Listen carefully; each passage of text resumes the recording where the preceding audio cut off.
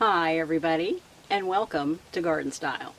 So today I'm going to be planting my first fall container, just due to the fact that some of the annuals have gotten very tired. I've already pulled them out of this pot that's sitting here behind me, but I'm going to save the ivy that I have in here, just because I know it's evergreen and it'll be a nice trailer during the fall and the winter. But the hosta that you see sitting in here, however, is going to get pulled out, and I'm going to relocate it into a different place in the garden. Now, I had a little fun at the nursery today and was able to find some really neat plantings for the fall. Now, when you go to plant a fall container, you kind of want to think of plants that are going to also take you through the winter. A fall container will last you 6, maybe 8 weeks, just depending on what zone you live in and how soon you see your first deadly frost.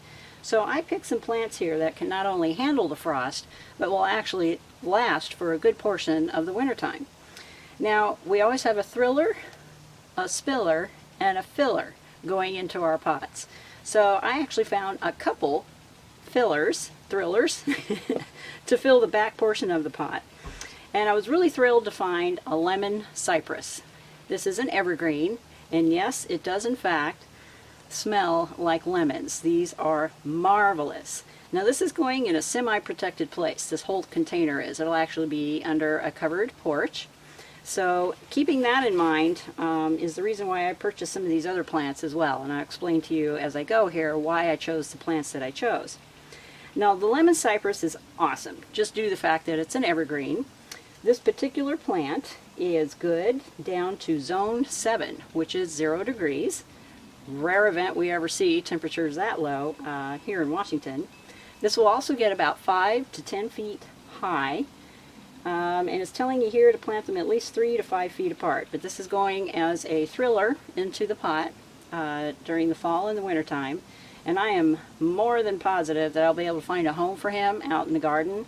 But honestly, I can leave him in this container for about 2, maybe 3 years before it's time to pull him out.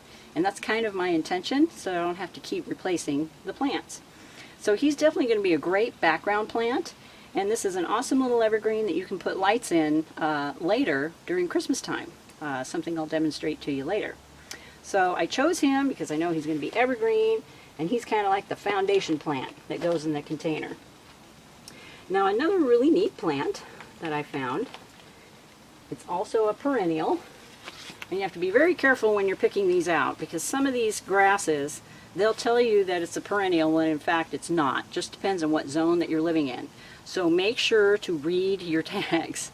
This particular grass is a dwarf fountain grass, and they just have these cute little seed plumes that you see up here at the top.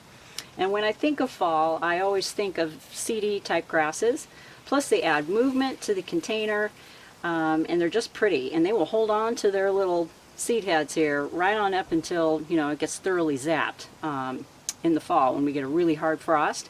And he may actually last even longer than that now that I have him on a covered porch.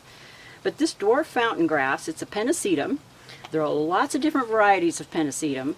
So whatever you do, flip the tag over and see what zone it's good in. And this one is actually good in zone 5, which is minus 20 degrees. So this can withstand a pretty harsh winter. This will also get about 15 to 30 inches high.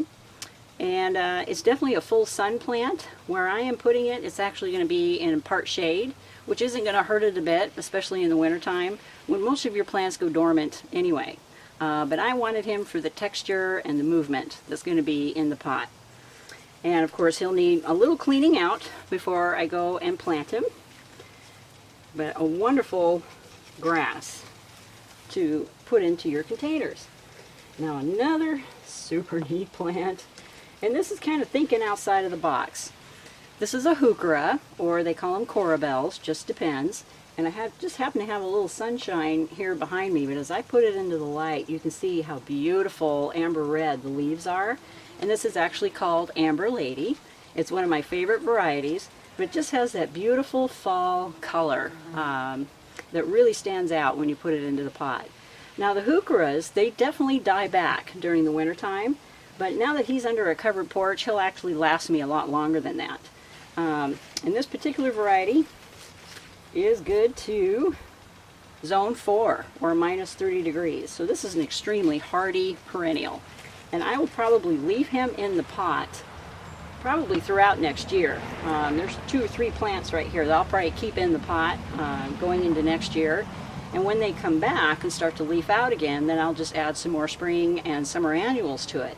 And this helps cut down on the amount of maintenance that's required in a fall container. Now, of course, no one can resist chrysanthemums. And I love these just for their color, of course, that they help to add into a fall container. Now, mums can be tricky. First of all, when you go to pick out your mums, what you want to look for is a plant that's not completely bloomed out. In fact, if you can get it where it's just the buds, I had trouble finding some that were just super tight because we've had some warm weather here and they want to open up as soon as possible. But the tighter you can find the buds before you plant them, the longer they're going to last you. And as you can see, this is starting to get its blooms on it. And I like the name of this one. They call this one Grapeberry. But chrysanthemums, the trick to a chrysanthemum is do not let them dry out. You have to keep them moist at all times. As soon as they start to dry out, they start to look really bad. I also like to plant my mums underneath the covered porch, just due to the fact that rain can certainly wreck the blooms in a real hurry. And here in the Northwest, that's something we have to worry about, that kind of thing. But if it's on a covered porch, then your blooms are going to stay gorgeous, really pretty. And once they do start to die off, just snip them back. Just start to deadhead them, just like you would your spring annuals, spring or summer annuals, and they'll continue to keep sending out blooms until it gets so cold that they stop. Once you see it stopped blooming, trim it back, and I wouldn't say trim it all the way back, but trim maybe, the top quarter of the plant off, and it should be okay. Now, depending on how cold it gets, it may die back all the way, but these are perennials. These are plants that you can put out in the garden in the spring, and if you want, you can dig them up again in the fall and reuse them in your fall containers. So I'm a true believer in, of course, getting as much mileage out of your plants as you possibly can. But if you take good care of your mums and you don't let them dry out, and whatever you do, don't water over the tops of them. You want to water underneath them. You will find they'll be a super easy plant for you to grow. And I just happen to get this one in Grapeberry. And then I also have this real pretty yellow, which of course is definitely made for fall. And they called this one Sunny Day. Now, most of your mums, I'm trying to look for a zone here so you can see how hardy that these plants are. And these are good to about 20 degrees. So as you can see, they'll die off as soon as it gets below 20 degrees. And here, sometimes it can get into the teens. But don't fret. You can cut them back, but their root system will still be very much alive. And then you can just put them in the ground when they're all done. But definitely wanted to get a couple of those to add some color, because as you can see with the Heucheras and the grasses, it'll just make a spectacular fall container. Now another little guy, I don't know if he's going to make it in this container or not, we'll see how full it gets. This is a Japanese painted fern. It's a beautiful lacy texture, and it has kind of silver in the leaves with burgundy stems. So this little guy can sit in the front and add a little extra texture. And this guy is good to zone 3 or minus 40 degrees. Extremely hardy plant, even though it is a fern.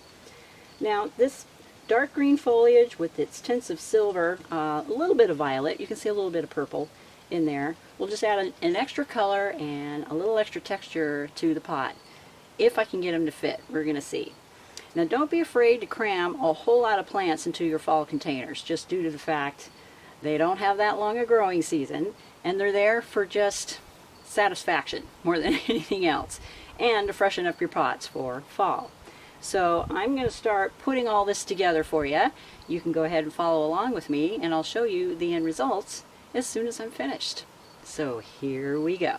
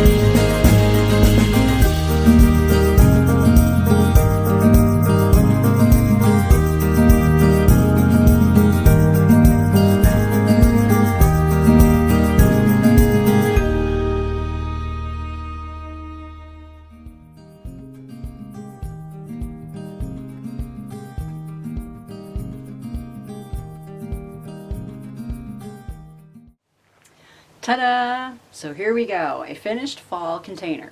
We have our mums, we have the ivy trailing over the edges, we have the heucheras, we have our lemon cypress, our grasses, and of course another mum here on the other side. And yes, I had just enough room for the painted fern, which is sticking out the front. How cool is that? Much better than half-dead annuals. All right, you guys, hopefully that has given you some ideas on what you can do for planting your fall containers and freshening up your pots so that we can continue to enjoy our plants through the fall. I will definitely be coming out with some more ideas for you by next week. Meanwhile, stay out there, get your hands dirty, and we'll talk next week. Bye for now.